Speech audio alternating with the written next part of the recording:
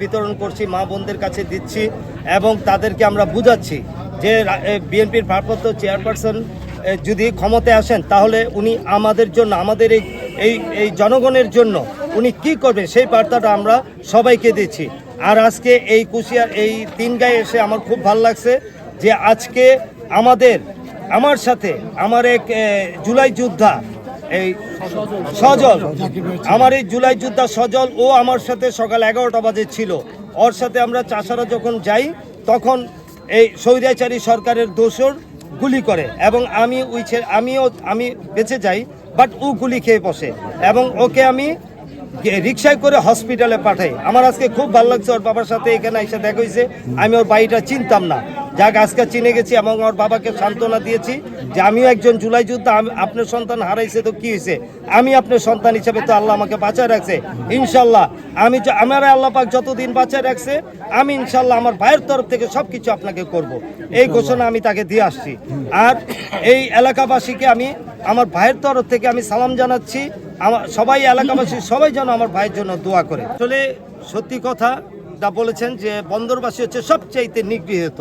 কেন নিগৃহীত? এই এলাকার লোকজন হয়তো পড়াশোনায় কম দেখে তাদেরকে মূল্যায়ন হয় না, কিন্তু আমরা মানুষ হিসাবে আমার যদি ভাই নমিনেশন পায় এবং যদি বিএনপি থেকে সে জনগণের রায়ে সে পাশ করে, এই বন্দরবাসীর জন্য অগ্রাধিকার থাকতে সবচেয়ে বেশি এবং আমরা এই বন্দরবাসীকে এমন উন্নয়ন করে দিব যাতে কেউ আর কোনোদিন বলতে না পারে এই বন্দরবাসী নিগৃহীত।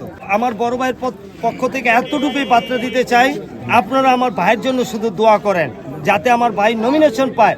তারপরে দেখবেন যে আমার ভাই যে আমি যে কথাগুলো বলতেছি আজকে এই বন্দরবাসীর জন্য, আমার ভাই অক্ষর অক্ষরে ইনশাআল্লাহ পালন করবে, আমি এত গ্যারান্টি দিতে পারি।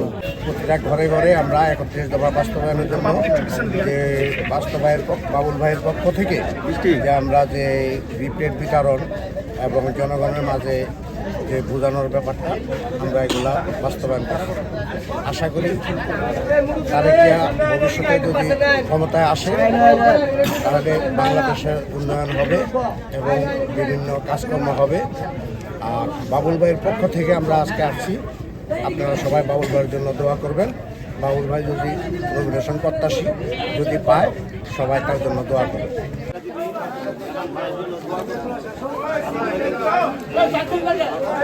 এই